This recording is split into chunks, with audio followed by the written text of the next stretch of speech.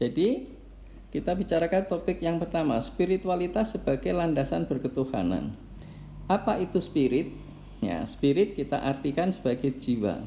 Apa itu jiwa? Nah, kita sekarang akan memulai pengertian tentang jiwa. Kalau kita perhatikan manusia, ya, itu merupakan fisik, ya, yang kemudian memiliki, ya, otak, dan otak itu mendapatkan informasi masukan melalui indera, gitu ya. Indera yang dipakai untuk alat masuk itu adalah mata, ya. Dengan informasi cahaya maka dia bisa melihat. Kemudian telinga, ya, dengan informasi gelombang dia bisa mendengar, gitu ya. Kemudian lidah, dengan informasi zat-zat maka dia bisa mengecap, ya. Jadi mata digunakan untuk melihat, telinga untuk mendengar, ya itu kan masuk semua ya ke telinga. Lidah untuk mengecap, begitu. Kemudian kulit, anggap aja gitu ya, kulit, ya, digunakan untuk meraba, dapat informasi rabaan. Kemudian hidung, ya, informasi hidung itu bau-bauan. Oke. Ya, semua informasi ini kemudian masuk ke dalam tubuh, masuk ke dalam otak manusia. Nah, informasi itu masuk ke dalam otak manusia. Kalau yang bisa diketahui oleh mata itu berupa tulisan, gitu ya. Sehingga tulisan itu mengatakan apa saja atau menggambarkan apa saja, ya, tulisannya dia bisa baca, begitu ya. Kemudian suara, ya. Jadi kalau suara namanya dengaran, ya, suara atau dengaran. Kalau tulisan, ya, suara kalau pakai telinga dengaran, gitu ya. Raba, kulit, rabaan, gitu ya. Nah, semua informasi ini akan masuk ke dalam tubuh manusia, begitu. Masuk ke dalam otak manusia, di otak disimpan sebagai apa yang disebut dengan memori, ya, memori. Jadi otak manusia itu, ya, itu memiliki salah satu fungsinya adalah, fungsi yang pertama adalah otak manusia itu adalah memori. Artinya tempat untuk menyimpan informasi. Itu mirip dengan seperti yang kita miliki kalau di HP itu hard disknya, ya. Hard disk, ya, tempat untuk menyimpan informasi, ataupun ROM-nya atau RAM-nya, ya, RAM-nya. Jadi hard disk itu ROM-nya, gitu ya. Jadi tempat untuk menyimpan memori, ya, itu di hard disk. Nah, kalau di otak ada tempat bagian yang disebut untuk menyimpan memori. Oke. Nah, berdasarkan memori itu, ya, berdasarkan memori, ya, maka manusia akan melakukan aksi ataupun reaksi, ya. Misalnya, ya, manusia tersentuh kulitnya oleh panas, ya, jadi kena aksi berupa panas, maka reaksinya apa? Langsung menjauh, gitu. Artinya supaya dia tidak kena panas, gitu. Kalau orang itu kemudian misalnya ada ada suara yang keras, misalnya suara keras, itu sebagai aksi, ya, maka reaksinya apa? Reaksinya menutup telinga,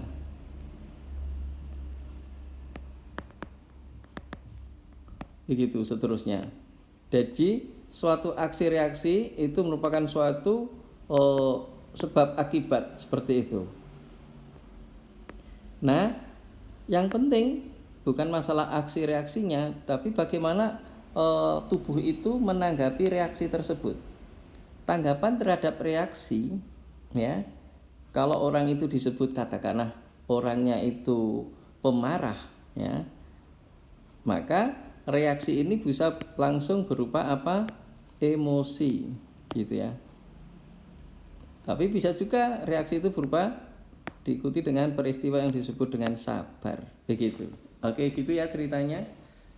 Nah, jadi kita melihat di sini ternyata di otak ya tidak hanya sekedar memori, tapi melakukan analisis. Yang analisisnya ini ya, analisis ini merupakan salah satu fungsi otak ya. Yang kedua, ini fungsi otak. Yang kedua itu adalah analisis. Analisisnya ya, kalau dia mendapatkan suara keras mungkin dia bisa emosi, tapi ada juga orang yang bisa sabar begitu ya.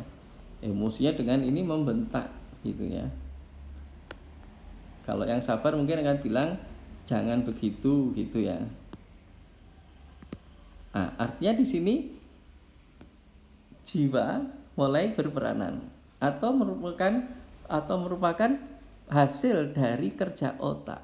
Nah, jadi hasil dari kerja otak ya, waktu dia melakukan analisis, dia akan memberikan reaksi ya, memberikan reaksi. Reaksinya seperti apa ya? Apakah seperti ini, apakah seperti ini gitu kan? Maka ini merupakan gambaran dari jiwa. Jadi bisa dikatakan jiwa adalah merupakan produk kompleks dari jiwa, dari otak gitu. Jadi jiwa adalah produk kompleks dari otak ya, berdasarkan memori yang dia peroleh ya. Kalau kemudian dia dibentak maka dia akan langsung membalas begitu. Kenapa kalau langsung membalas? Karena dia dapat memori, kalau dimarahi langsung dia balas memarahi begitu. Atau dia sabar karena dia dapat informasi ya dari apa yang dia pelajari. Kalau dia dibentak maka dia akan tenang dan kemudian menanyakan ada apa begitu ya. Artinya hasil kemampuan dari kerja otak itu ya menghasilkan apa yang disebut dengan jiwa. Nah, jiwa itulah yang kemudian akan nampak di dalam kehidupan sehari-hari. Nah, jiwa ini ya yang disebut juga jiwa itu nama lainnya adalah spirit. Begitu. Oke. Nah, tentu jiwa ini kalau jiwanya orang itu sendiri ya, artinya jiwa orang itu sendiri ya, yang ada di dalam dirinya sendiri disebut jiwa mandiri. Jiwa mandiri nama lainnya adalah mental begitu. Nah, mental ini ya akan mewujud dalam bentuk perilakunya ya. Misalnya kalau orang itu orang yang istilahnya orang yang katakanlah orang yang santai ya, orang yang santai akan nampak misalnya ya katakan aja bajunya santai gitu ya, perilakunya juga santai gitu. Atau kalau orang itu orang yang keras ya, maka bajunya mungkin rapi misalnya begitu ya. Atau dandanannya ya,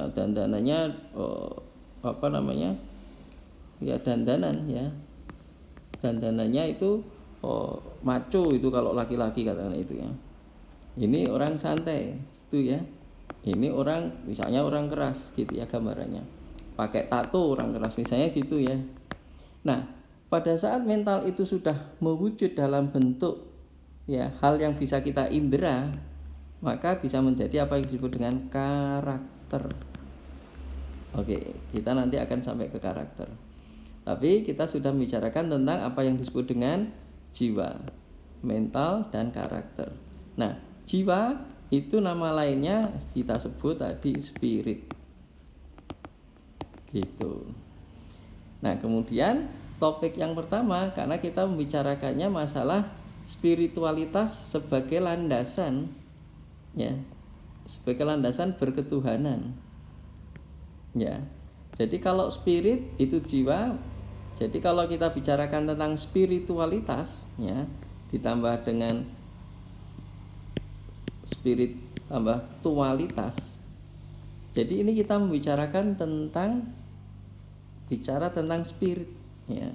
bicara tentang jiwa atau hal yang terkait dengan kejiwaan. Nah, kalau kita perhatikan, manusia itu berperilaku, ya, sebelum dia itu mewujudkan perilakunya, pasti akan ada bersitan di jiwanya.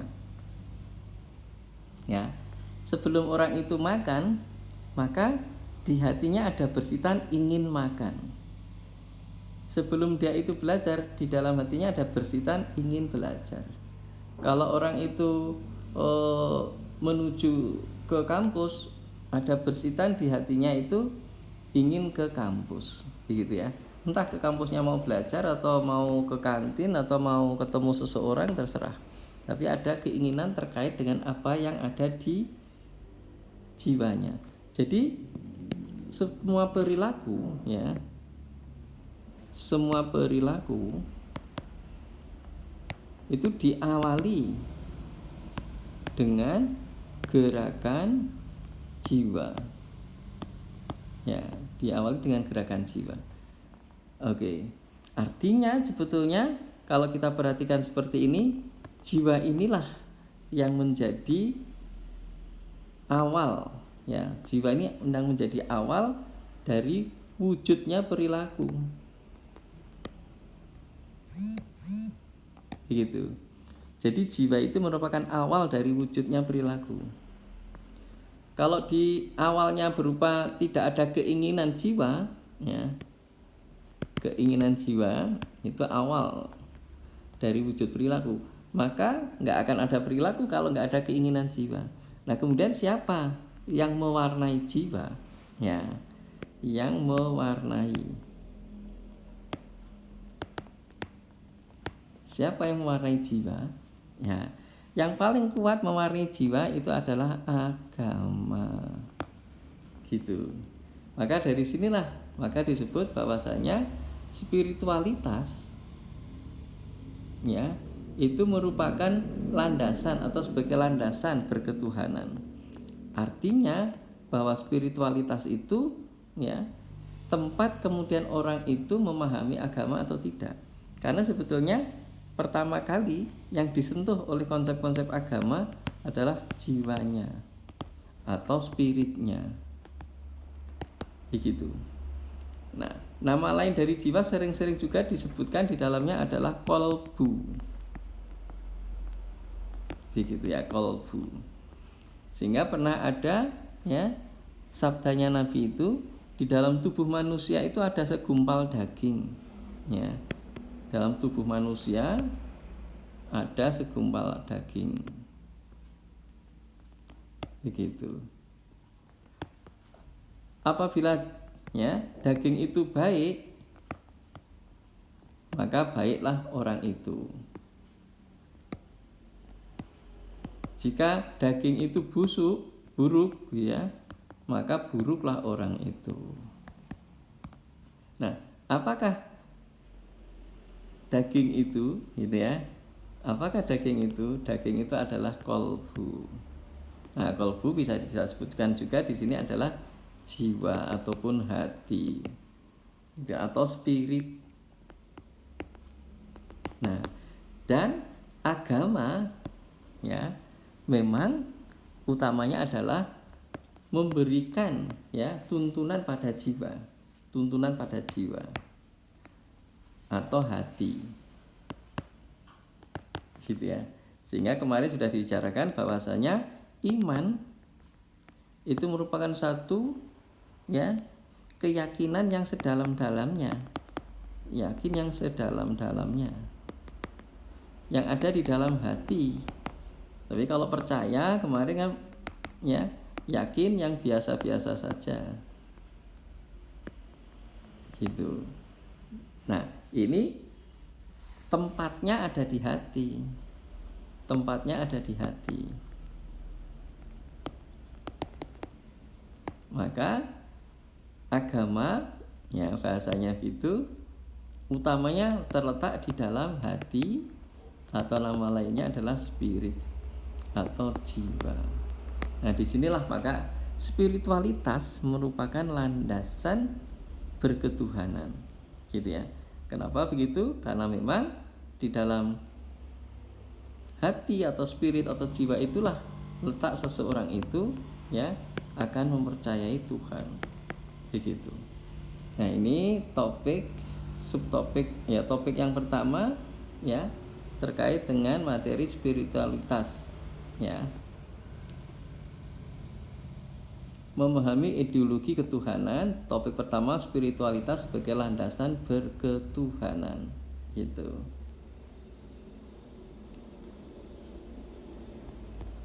Oke, sehingga kalau kita membicarakan masalah Tuhan, ya, Tuhan itu letaknya hanya bisa diimani, ya.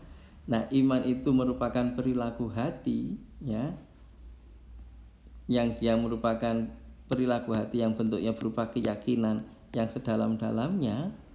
Maka di sini memang agama itu ada di hati, dan Tuhan sebagai objek yang mesti kita imani paling pertama itu ada di dalam hati.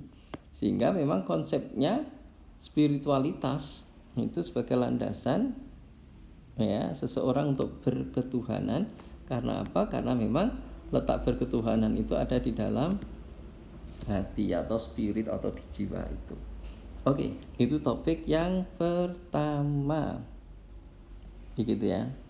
Nah, yang topik yang kedua ya tentang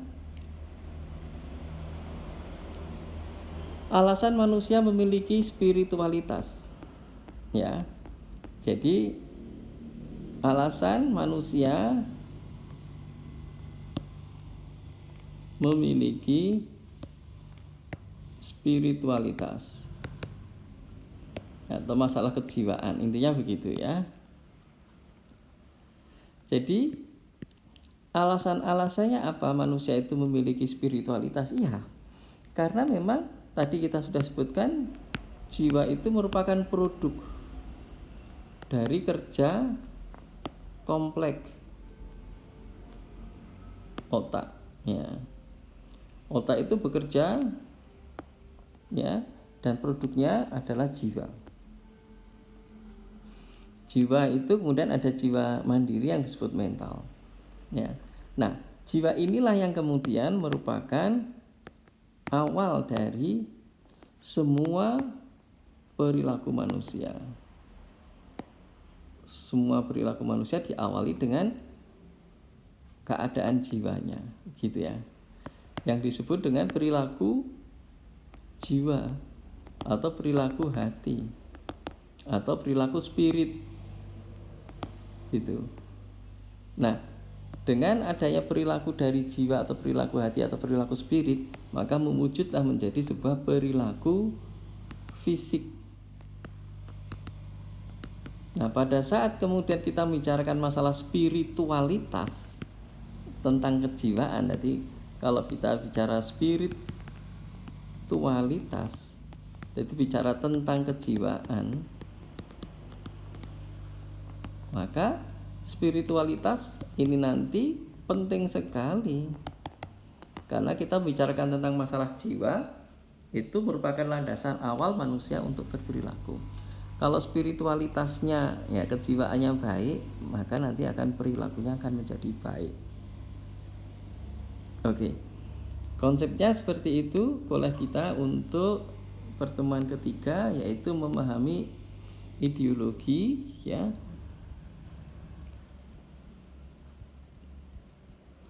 Memahami ideologi berketuhanan ya, dengan subtopik masalah spiritualitas sebagai landasan berketuhanan dan alasan manusia memiliki spiritualitas.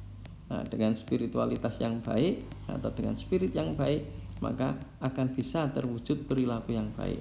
Tentunya perilaku yang baik yang banyak itu akan bisa menimbulkan kedamaian, ketenangan, kesejahteraan